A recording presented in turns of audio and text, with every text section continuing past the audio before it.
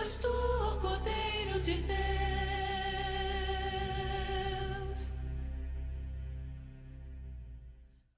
Porque ele vive, posso crer no amanhã. E se não houver inferno? Mateus capítulo 7, versículos 13 e 14. Entrai pela porta estreita, porque larga a porta e espaçoso o caminho que conduz à perdição, e muitos são os que entram por ela. E porque estreita é a porta e apertado o caminho que leva à vida, e poucos há que a encontrem.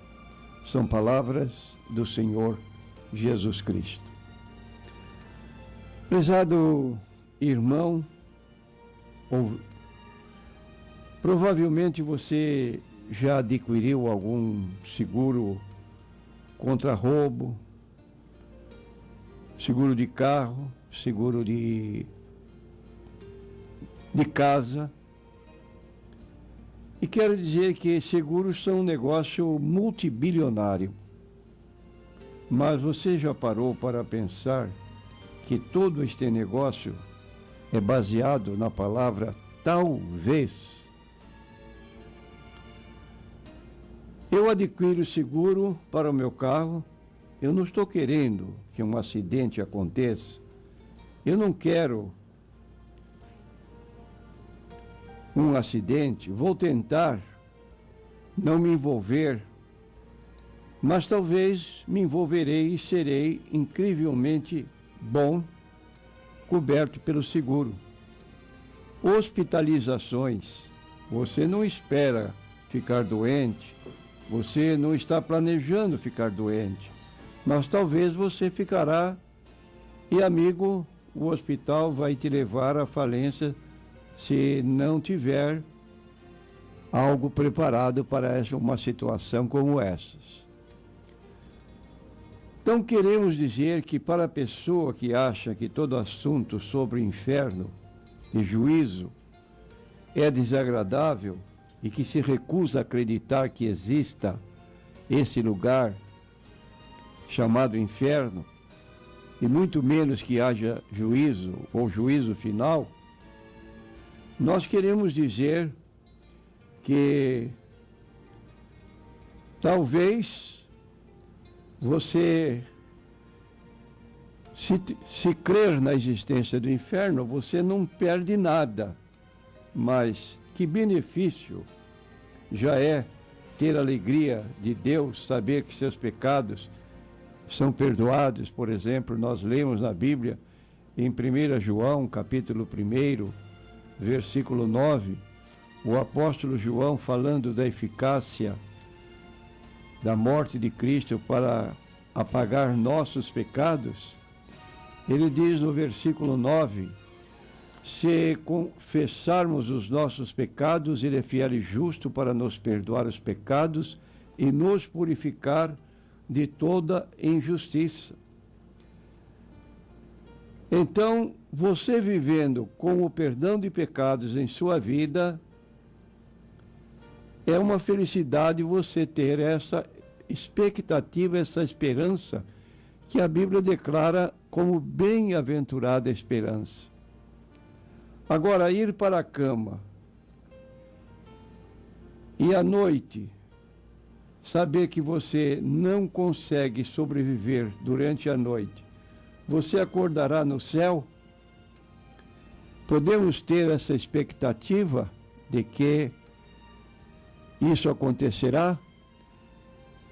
No livro do Apocalipse 14, versículo 13, fala de uma das bem-aventuranças do Apocalipse. E eu vi uma voz do céu que me dizia, escreve, bem-aventurados os mortos que desde agora morrem no Senhor. Sim, diz o Espírito, para que descanse dos seus trabalhos e as suas obras os seguem. Aqui está dizendo que é feliz a pessoa que eventualmente venha morrer, porém, morrer no Senhor. É uma expressão restrita, ela não é geral para toda a humanidade. É uma expressão que identifica aquelas pessoas que em vida entraram pelo caminho estreito, pela porta estreita que conduz à vida. E nós podemos usufruir dessa expectativa porque ela é oferecida graciosamente a todo ser humano, como o apóstolo Paulo declara na sua carta aos Efésios, capítulo 2, versículos 8 e 9, porque pela graça sois salvos por meio da fé. Isto não vem de vós, é dom de Deus, não vem das obras, para que ninguém se glorie. E é isso que nós encontramos também o apóstolo Paulo falar noutra passagem do livro de 2 Coríntios, por ele escrita. Ele fala dessa eventualidade que pode ocorrer, mas que estamos seguros pelas promessas que Deus faz na sua palavra. Então diz ele, diante de circunstâncias adversas pelas quais podemos passar enquanto vivemos, estamos sempre de bom ânimo, sabendo que enquanto estamos no corpo, vivemos ausentes do Senhor. Porque andamos por fé e não por vista, mas temos confiança e desejamos antes deixar este corpo para habitar com o Senhor. Repetindo, deixar este corpo para habitar com o Senhor. Agora, quero dizer que com a mesma espontaneidade com que falamos das promessas da Bíblia, dentro dos ensinos de Jesus e dos apóstolos, notadamente com relação ao maior escritor da Bíblia, que foi o apóstolo Paulo, escreveu 13 cartas, e uma delas mais é atribuída a ele, como a Epístola aos Hebreus. E dentro desses livros escritos, não por Jesus, mas nos 4 evangelhos, pelos escritores que relataram a sua vida, há ensinos de Jesus relativos a esse lugar indesejável que nós chamamos de inferno. Jesus ensinou sobre a realidade e o fato do inferno. Vou ler algumas passagens bíblicas, não com o intuito de amedrontá-lo, mas mostrar o que diz a Bíblia Sagrada nesse particular. Por exemplo, nós encontramos o Senhor Jesus falando em Mateus capítulo 10 e versículo 28. Ele disse: não temais os que matam o corpo e não podem matar a alma. Temei antes aquele que pode fazer perecer, se perder no inferno, a alma e o corpo. A palavra inferno nesse texto bíblico é a tradução de uma palavra grega, Geena. Geena é o inferno depois do juízo final, alma e corpo lançados neste lugar. Não porque seja da vontade de Deus, mas por causa da rebelião do homem, que recusa seu meio de salvação, que é exatamente o Evangelho de Jesus Cristo. Jesus Cristo falou também no capítulo 21, aliás 25 de Mateus, versículos 34 a 41, ele diz no versículo 34, então dirá o rei aos que estiverem à sua direita, vinde benditos de meu Pai, possuí por herança o reino que vos está preparado desde a fundação do mundo. Um grupo de pessoas, não relativamente grande, porém, um grupo de pessoas ouvirá dos lábios de Jesus estas palavras, bem-vindos. E no versículo 41 do mesmo capítulo 25 de Mateus, nós encontramos Jesus que dirá estas palavras, então dirá também aos que estiverem à sua esquerda, apartai-vos de mim, malditos, para o fogo eterno, preparado para o diabo e seus anjos. E na conclusão deste capítulo, no versículo 46, diz o texto, irão estes para o tormento eterno, mas os justos para a vida eterna. São palavras de Jesus Cristo registradas na Bíblia Sagrada. E há um outro texto que queremos frisar, que está no Evangelho segundo escreveu Lucas. Jesus contou o caso de duas pessoas que neste mundo viviam opostamente. Diz no capítulo 16, versículos 19 em diante de Lucas: havia um homem rico e vestia-se de púrpura e de linho finíssimo e vivia todos os dias regalada e esplendidamente. Havia também um certo mendigo chamado Lázaro, que jazia cheio de chagas à porta daquele e desejava alimentar-se com as migalhas que caíam da mesa do rico, e os próprios cães vinham lamber-lhe as chagas. E aconteceu que o mendigo morreu e foi levado pelos anjos para o seio de Abraão, e morreu também o rico e foi sepultado. E no inferno, a palavra inferno aqui é a tradução da palavra grega Hades. Hades significa o mundo invisível dos mortos, onde os espíritos ficam separados do corpo até o dia do juízo final. E nós temos então que o rico morreu, foi sepultado, e no inferno ele estava em tormentos. E clamando disse: Pai Abraão, tem misericórdia de mim, e manda que Lázaro molhe na água a ponta do seu dedo e me refresque a língua, porque eu estou atormentado nesta chama. Disse, porém, Abraão: Filho, lembra-te de que recebeste os seus bens em tua vida, e Lázaro somente males, e agora este é consolado e tu atormentado. São os dois lados opostos, como indicando o que nós lemos no princípio, Mateus 7, 13 e 14, a recomendação de Jesus: entrai pela porta estreita, entrai pela porta estreita, largai a porta, espaçoso é o caminho que conduz à perdição, e são muitos que entram por ele. Aí está a recomendação de Jesus. E o que nós esperamos então? Esperamos que você tenha entendido este assunto e que possa abrir seu coração e sua vida para Jesus. No último livro da Bíblia, o Apocalipse, tem um convite de Jesus, ou uma insistência dele com relação a todos nós, dizendo o seguinte no capítulo 3, versículos 20 a 21, do último livro da Bíblia, nós lemos então estas palavras. Diz o texto: eis que estou à porta e bato. Se alguém ouvir a minha voz e abrir a porta, entrarei em sua casa, e com ele cearei e ele comigo.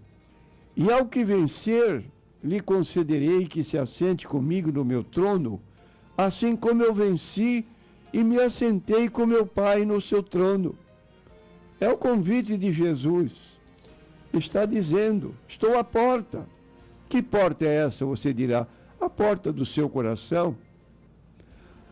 A porta do nosso coração, costuma-se dizer, é como uma casa que abre a porta pelo lado de dentro. Ninguém pode abrir pelo lado de fora.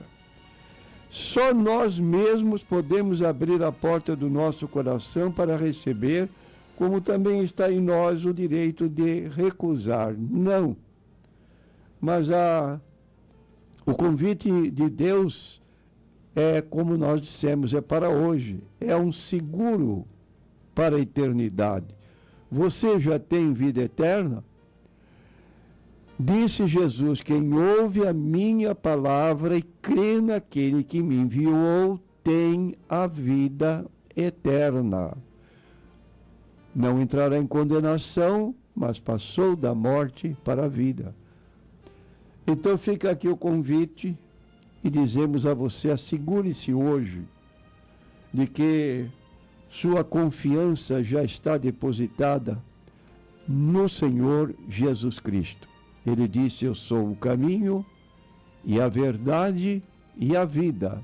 E ninguém vem ao Pai senão por mim. João 14, versículo 6.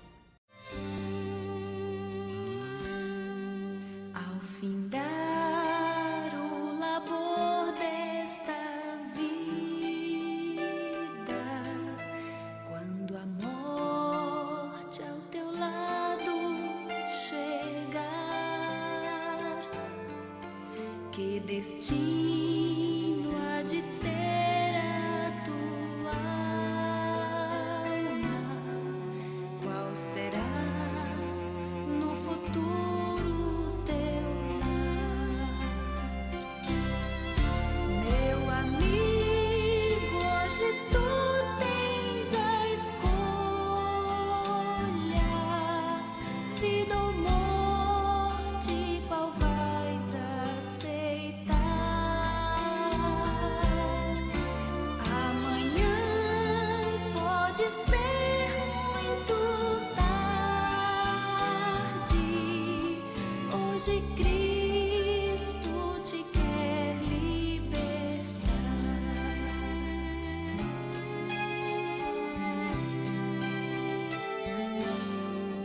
Tu procuras a paz neste mundo, em prazeres que passam em vão,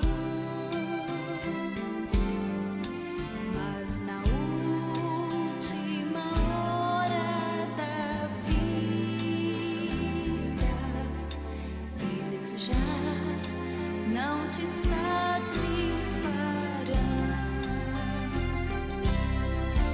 Meu amigo, hoje tu tens a escolha,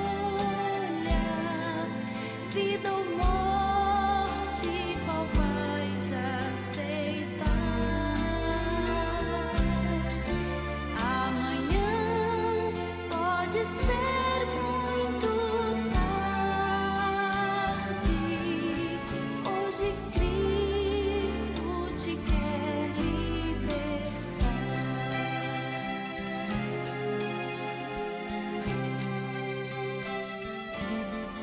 Se decides deixar teus pecados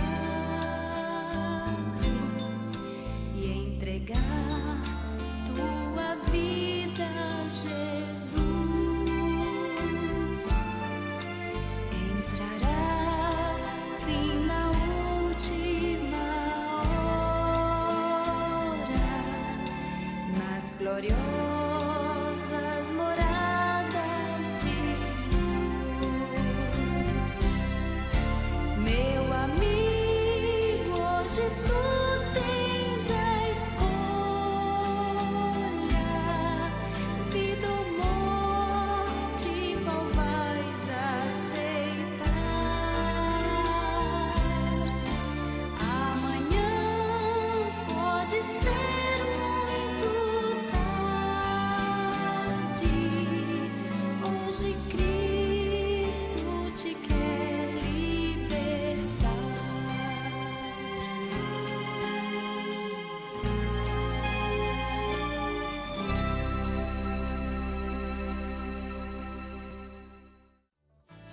O clarim que chama os crentes, a batalha já soou. Cristo à frente do seu povo, multidões já conquistou. E agora nós vamos para o quadro Perguntas e Respostas.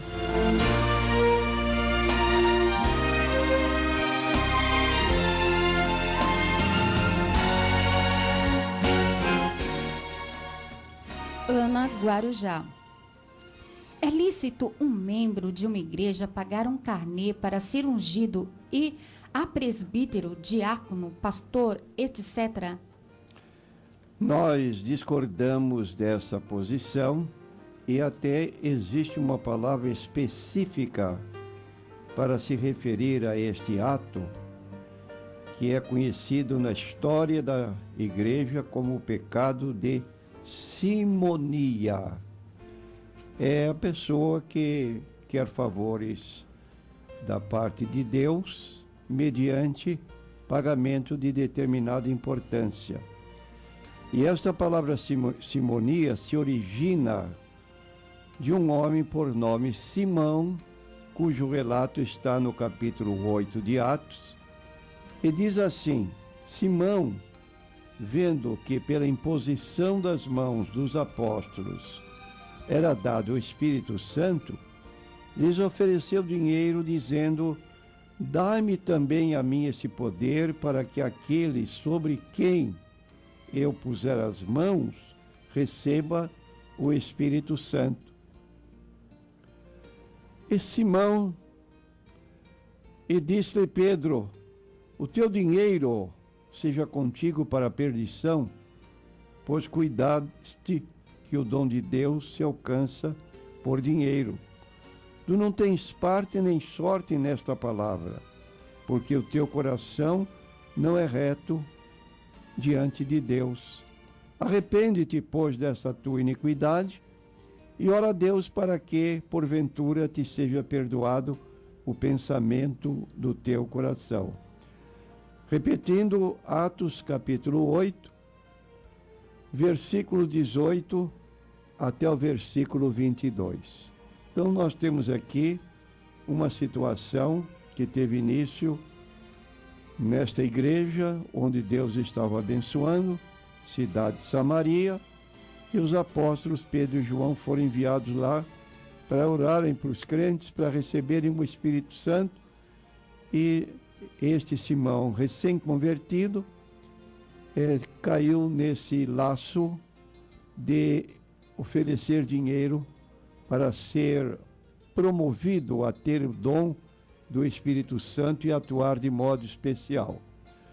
Ora, quando nós lemos na Bíblia a respeito da indicação de um obreiro, de acordo com 1 Timóteo, capítulo 3, versículo 1 em diante, nós lá encontramos as qualificações atinentes a uma pessoa que aspira o episcopado, como diz Paulo.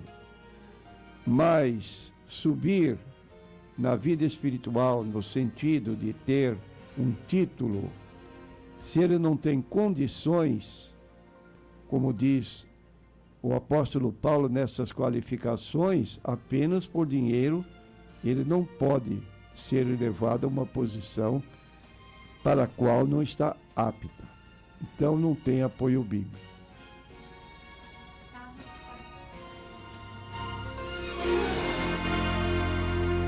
Carlos Paicará. Em Lucas 17, versículo 21, o escritor nos diz, na tradução Almeida Revista e Atualizada, que o reino de Deus está dentro de nós, palavras do Senhor Jesus. Enquanto que na Almeida Revista e Corrigida, nos diz que está entre vós.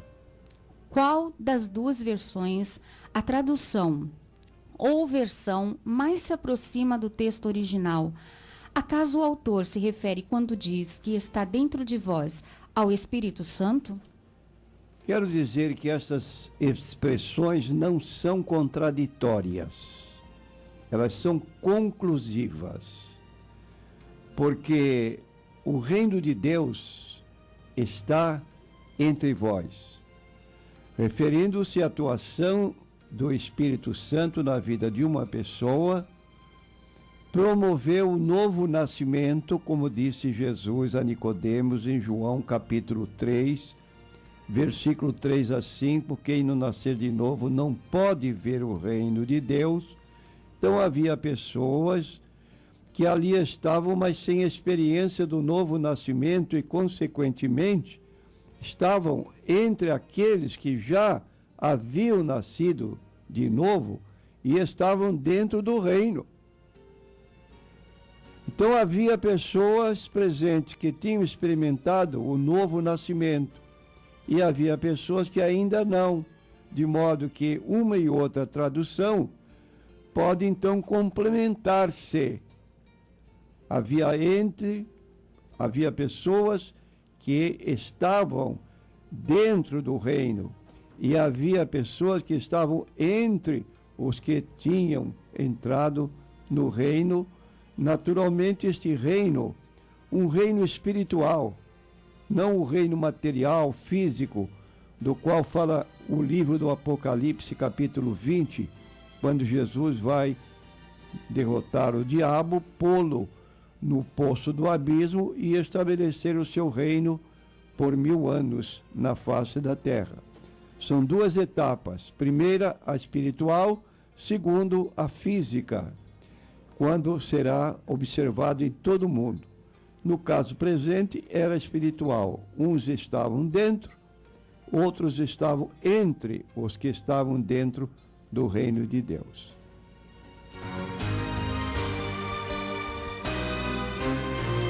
Eugênio Batista Gonzaga. Depois do milênio, Satanás será solto novamente? Por quê? Deus não poderia simplesmente aniquilá-lo de uma vez? É claro, Deus poderia tê-lo até no início, quando ele pecou, se rebelou contra Deus, poderia ter sido aniquilado ou derrotado, porém Deus não achou conveniente fazer isso, porque os propósitos de Deus não são os nossos propósitos, como diz o livro de Isaías 55, versículos 6 a 8. Então, dentro dos desígnios de Deus, nós queremos dizer que no milênio também estarão pessoas vivas, não convertidas. A igreja estará reinando durante o milênio com corpos glorificados. Entre esses estarão também pessoas que entraram no milênio e passarão por um período em que se tornará diferente de todos os outros períodos em que temos vivido. Porque ali estará Cristo reinando e o diabo estará lançado no poço do abismo sem poder tentar. Mas para mostrar que ainda o homem é rebelde, mesmo dentro de condições favoráveis, como é o reino milenial, há pessoas que se rebelarão, fim do milênio, e ainda darão ouvidos ao diabo. É o que diz o versículo 7 do capítulo 20 do Apocalipse. E acabando-se os 1000 anos, Satanás será solto da sua prisão e sairá a enganar as nações que estão sobre os 4 cantos da terra, Gog e Magog, cujo número é como a areia do mar, para os ajuntar em batalha.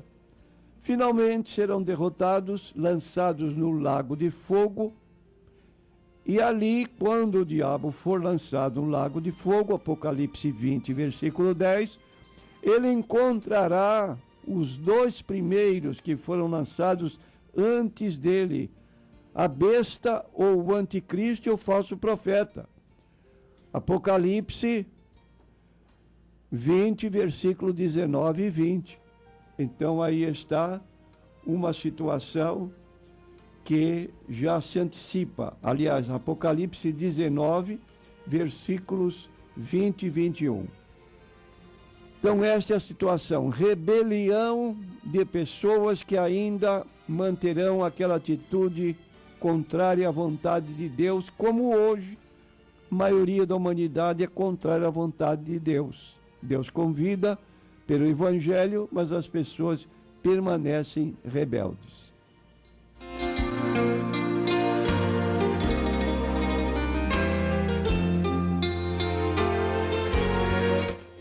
NQI Homem. Na Bíblia está escrito que no culto de Santa Ceia temos que levar alguma oferta específica. Algumas igrejas, dias antes dos cultos de ceia, o pastor distribui envelopes que devem ser entregues com suas ofertas no culto de ceia. Ela diz. Eu quero dizer o seguinte, que pode haver talvez alguma situação especial, algum propósito dentro da igreja, que ele pede, por exemplo, que no dia da ceia, quando todos estarão reunidos, que levem o resultado de uma determinada campanha, mas não há condição de condicionar a participação na ceia mediante a apresentação de uma oferta. São coisas diferentes. Uma, vamos dizer, é a campanha feita pela igreja por alguma razão que a igreja tem. E segundo, a participação da ceia independe dessa colaboração. Trouxe? Sim. Não trouxe? Participa da ceia do mesmo jeito.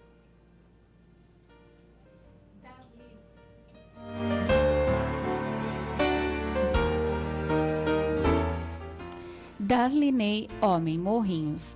Quando estamos enfrentando um problema com uma pessoa e perdemos o controle e agredimos verbalmente e corporalmente essa pessoa, o que podemos fazer para com Deus e com esta pessoa?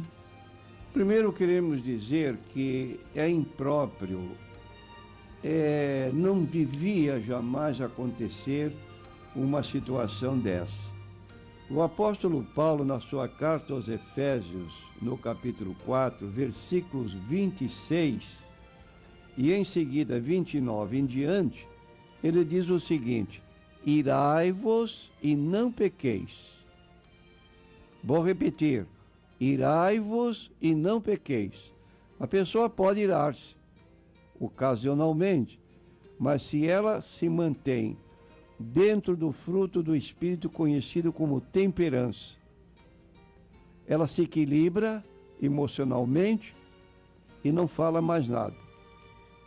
Agora, se ela despenca para abrir a boca e proferir palavras ofensivas, impróprias, como nós chamamos palavrões, aí essa pessoa já pecou.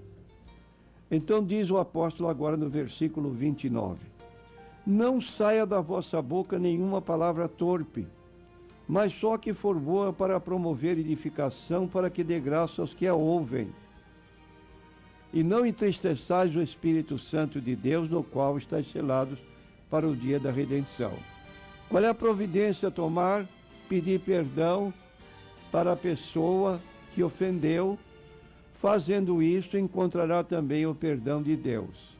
Então nós encontramos no livro de Mateus, capítulo 18, versículo 15 em diante, o Senhor Jesus recomendando que se alguém ofender a outrem, não deve se manter separado, como que deixando a mágoa crescer, mas deve chegar à pessoa e fazer a sua confissão e pedir perdão. Vou ler a passagem que está em Mateus 18, versículo 15 em diante.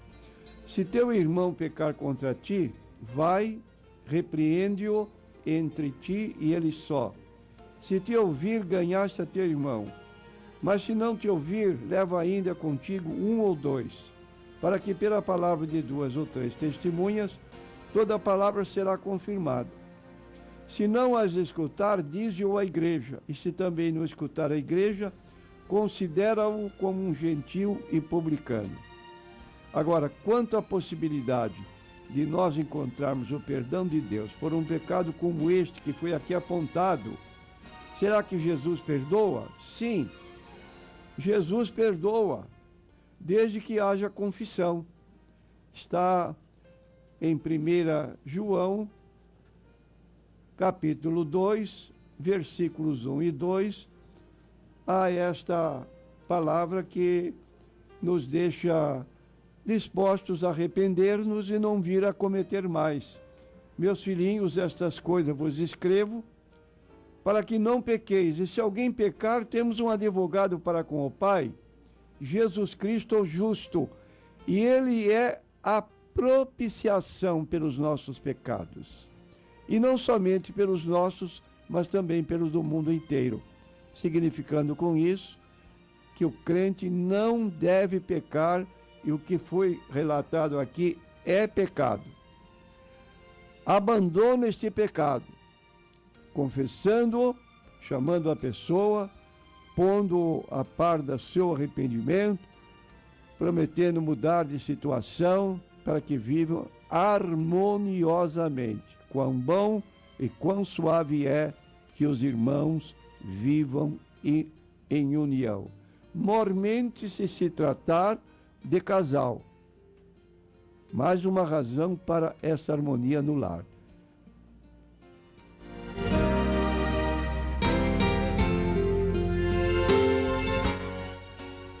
Isabel Paicará. As TJs dizem que é preciso fazer estudo bíblico, sair de porta em porta, ensinando para depois se batizar, senão a pessoa não tem salvação. Isso tem alguma base bíblica, pastor? Absolutamente não. Eu quero mostrar na Bíblia, no capítulo 24 de Lucas, o que Jesus mandou fazer neste trabalho quando formos evangelizar. Capítulo 24 de Lucas, nós vamos encontrar o Senhor Jesus dizendo para os seus discípulos que depois ficaram na cidade de Jerusalém para se revestirem de poder, mas antes que isso chegasse, ele disse: e em seu nome se pregasse o arrependimento e a remissão dos pecados em todas as nações, começando por Jerusalém. Não é isto que esse grupo de pessoas faz de casa em casa. Eles anunciam um quimérico reino de Cristo que foi introduzido em 1914. Ora, você não vê nada na Bíblia Sagrada sobre 1914, só na cabeça de líderes especulativos. Porque este mesmo reino anunciado, que começou a reinar Cristo no céu em 1914, já tinha sido anteriormente anunciado que esse reino tinha começado em 1874. Então isso não tem base bíblica, porque o que Jesus quer que nós falemos, não obrigatoriamente para escapar do Armagedão. Somos salvos pela graça. Trabalhamos não para ser salvos, trabalhamos porque somos salvos. Então você encontra na Bíblia Sagrada o que você deve fazer de casa em casa. Chamar os pecadores ao arrependimento para com Deus e a fé de nosso Senhor Jesus Cristo. É o que está em Atos capítulo 20, versículo 21. Segundo, não vão pregar a justificação pelas obras, mas vão pregar a justificação pela fé, como diz Romanos 5:1. Nenhuma condenação há para os que estão em Cristo Jesus, justificados pela fé, nós temos paz com Deus por Jesus Cristo. Não vão para expor a imprescindível necessidade do novo nascimento. Isto é, estas pessoas não falam do novo nascimento. Se você perguntar para uma dessas pessoas que bateu à sua porta, você já passou pelo novo nascimento falado por Jesus em João 3 e 5? Ela vai responder para você com toda naturalidade: ah, eu pertenço a uma classe que não precisa nascer de novo. Ora, isso é ensino de homem. Se Jesus declara, João 3 e 5, se alguém não nascer de novo, não pode ver o reino de Deus. Se alguém não nascer da água e do Espírito, não pode entrar no reino de Deus. Como uma pessoa vai dizer que pertence a uma classe que não precisa nascer de novo porque não vai para o céu, vai ficar na terra? Isso é ensino contrário à Bíblia Sagrada. Então, quando saímos para evangelizar, é para falar de Cristo, mostrar que o homem é pecador, de acordo com Romanos 3:23, mostrar que o fato do homem ser pecador, ele está numa situação grave diante de Deus. O salário do pecado é a morte. Mostrar que Cristo veio salvar os pecadores. Lucas 19, versículo 10, o Filho do Homem veio salvar os pecadores.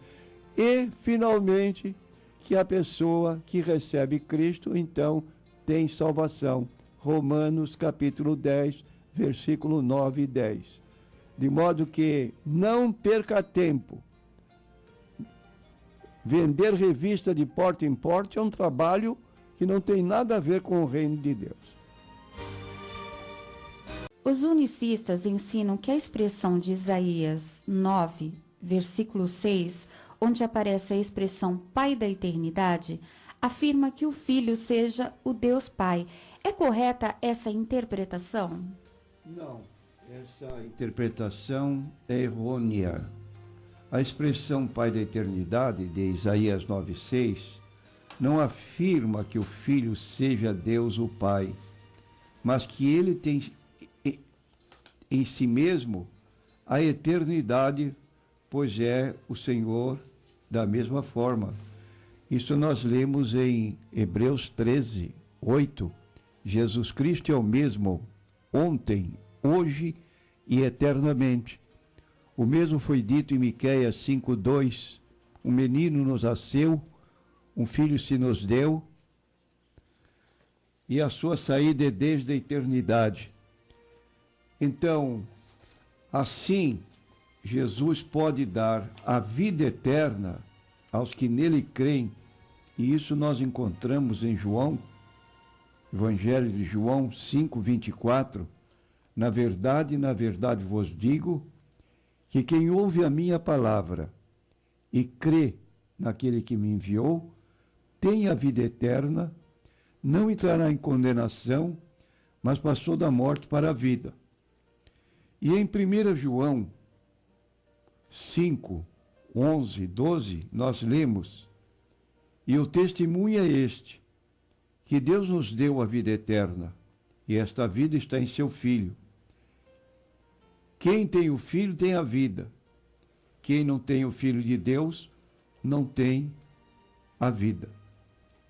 Então aí está Jesus, ele não é Deus o Pai, são pessoas distintas, como nós lemos ainda em João, capítulo 1, versículo 1. No princípio era o Verbo, indicando a eternidade de Jesus, ele era, o Verbo estava com Deus, distinto do Pai, pessoas distintas. E terceiro, e o Verbo era Deus, ou seja, a natureza divina do Pai era a mesma natureza divina do Filho. Até que em João 1,14, lemos que ele tomou a forma humana, e o Verbo se fez carne. Ele era o Emanuel, que significa Deus conosco.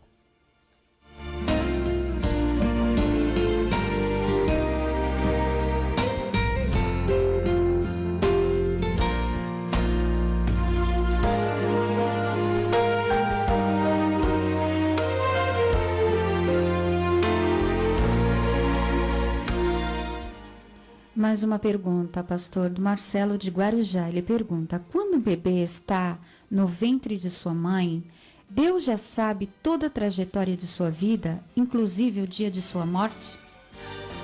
Quero dizer que, dentre os atributos incomunicáveis de Deus, estão a onisciência, a onipotência e a onipresença. Quanto à onisciência e onipresença de Deus, o escritor bíblico no Salmo 139, ele se refere a nós, seres humanos, e diz o texto bíblico, versículo 14 em diante. Salmo 139, versículos 14 em diante. Eu te louvarei, porque de um modo terrível e tão maravilhoso fui formado. Maravilhosas são as tuas obras, e a minha alma o sabe muito bem. Os meus ossos não te foram encobertos, quando no oculto fui formado e entretecido como nas profundezas da terra. Os teus olhos viram o meu corpo ainda informe, e no teu livro todas estas coisas foram escritas, as quais iam sendo dia a dia formadas, quando nem ainda uma delas havia.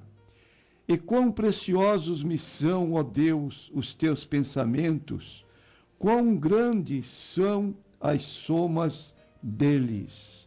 Então aqui está bem claro que Deus nos conhece mesmo antes de nós nascermos. E mais um texto bíblico que mostra a onisciência de Deus, nos conhecendo antes de nascermos, está aqui no livro de Jeremias, capítulo 1, versículo 5. Antes que te formasse no ventre, te conheci, e antes que saísses da madre, te santifiquei, as nações te dei por profeta. Isso revela a onisciência de Deus de conhecer-nos antes do nosso nascimento. Agora, todos nós somos pessoas livres, criados à imagem de Deus, que significa que nós temos inteligência, que é a capacidade de conhecer as coisas, a vontade própria, que é a nossa capacidade de escolha, e a sensibilidade ou emoção, que é a capacidade que temos de sentir alegria ou tristeza. Dentro disso, Deus nos propõe na terra a escolha do seu caminho. Podemos atender ou podemos rejeitá-lo. De acordo com 1 Timóteo 2:4, ele quer que todos os homens se salvem e venham ao conhecimento da verdade. E aí está, nós escolhemos. E agora, quanto ao dia da nossa morte, a Bíblia declara em Eclesiastes capítulo 3, versículo 1 em diante, que há um dia designado para nascer e outro para morrer. Só que Deus não nos dá margem a conhecermos o dia da nossa morte. Há pessoas que abreviam a sua vida, ou seja, têm dias menores de vida, porque desonram os preceitos de Deus. Por exemplo, no livro de Efésios, carta de Paulo aos Efésios, capítulo 6, nós encontramos no versículo 1, honra teu pai e a tua mãe para que vivas bem e se prolongue os teus dias na face da terra. Mas não é isso que estamos observando. De acordo ainda com 2 Timóteo, capítulo 3, versículos 1 a 6, ele fala que nos últimos tempos surgiriam homens ingratos, profanos, sem afeto natural. Ou seja, o afeto natural é aquele afeto de filho para com os pais, mas os pais hoje são abandonados. Os filhos não querem saber deles quando não os matam para ficar com a herança, como nós temos observado através de notícias. Então, o que espera uma pessoa dessa? Se é assim recalcitrante.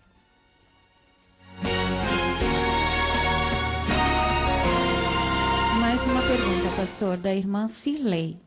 O que são ou quem são os 7 espíritos que estão diante do trono de Deus descritos em Apocalipse 1 e 4? Queremos dizer que essa expressão, os 7 espíritos de Deus, é uma expressão figurativa que indica não 7 espíritos propriamente, mas indica plenitude de ação. E é paralela com a expressão que aparece no livro de Isaías, falando da atuação do Espírito Santo junto aos seres humanos, como agindo na humanidade em geral. Então, quando diz, eis que vem com as nuvens, todo olho o verá, até os mesmos que os traspassaram. Aliás, é 1 e 4. Eu, João, às 7 igrejas que estão na Ásia, graça e paz seja convosco da parte daquele que é e que era e que há de vir, e dos 7 espíritos que estão diante do seu trono. Então, 7 espíritos que estão diante do seu trono não indica propriamente 7 na sua forma literal, mas indica atividades do mesmo Espírito Santo atuando junto ao ser humano dentro da oportunidade que eles têm para agir desde que haja esse consentimento do homem para com o Espírito Santo. A missão dele na terra hoje é convencer o homem do seu pecado. A missão dele hoje é de revestir o crente de poder. Agora, no livro de Isaías, capítulo 11, versículo 2, nós lemos então as atividades do Espírito Santo junto a nós, seres humanos. Diz o texto: e repousará sobre ele o Espírito do Senhor, o Espírito de sabedoria e de inteligência, o Espírito de conselho, de fortaleza, o Espírito de conhecimento e de temor do Senhor. Então aqui estão as atividades do Espírito Santo na vida do ser humano, dando, ajudando, aconselhando e dando margem a que ele seja abençoado por Deus. Agradecemos a atenção do telespectador para o nosso programa deste dia e convidamos para que você esteja em sintonia com essa emissora amanhã, nesse mesmo horário, das 13 às 14 horas. Procure divulgar esta programação e com certeza Deus trará bênção para você, para a sua família e a todos aqueles que você divulgar esta programação. Vamos agora agradecer a Deus fazendo uma oração. Senhor, queremos agradecer por esta programação de hoje, que a Tua Palavra traga conforto, que a Tua Palavra traga edificação, exortação e que as vidas que estiveram em sintonia conosco possam cada vez mais estar mais próximas do Senhor, sendo fiéis ao Senhor. Abençoa todos, ó Pai, abençoa também suas vidas particulares, familiares, e que o Teu nome seja exaltado nessas vidas. Nós oramos agradecidos em nome de Jesus. Amém.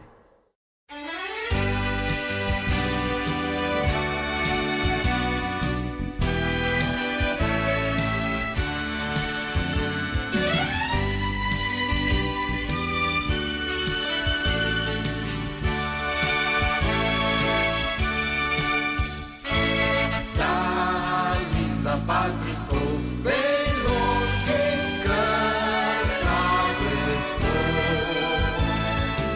Eu tenho de Jesus saudade, ó, quando é que eu vou? Passarinhos, belas cores, querem me encantar. São vãos terrestres mas contemplo o meu lar. Jesus me deu a sua promessa e vem buscar. Meu coração está com pressa, eu quero já voar.